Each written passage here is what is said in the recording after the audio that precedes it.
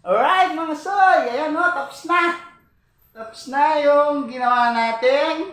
Floating cabinet plus study table. Alright, ayan o.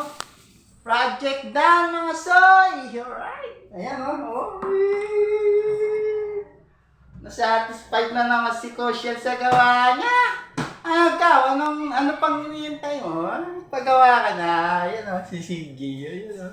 Nagliliris na malikab sa kwarto niya eh. Ayan o.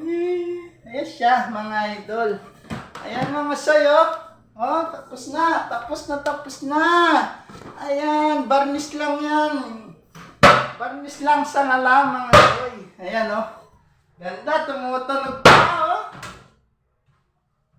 Oh, di ba? Ayan o. Di ba? Ganda.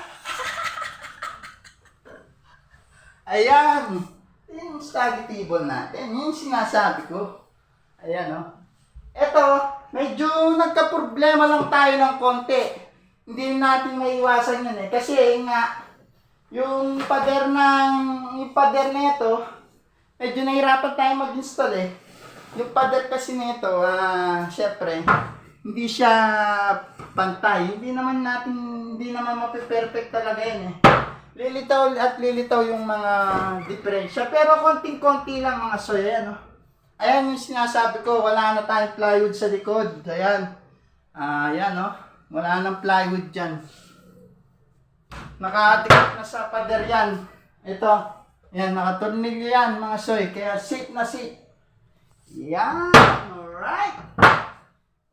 Alright. Oh, anong pang hinahantay mo? Napagawa ka na.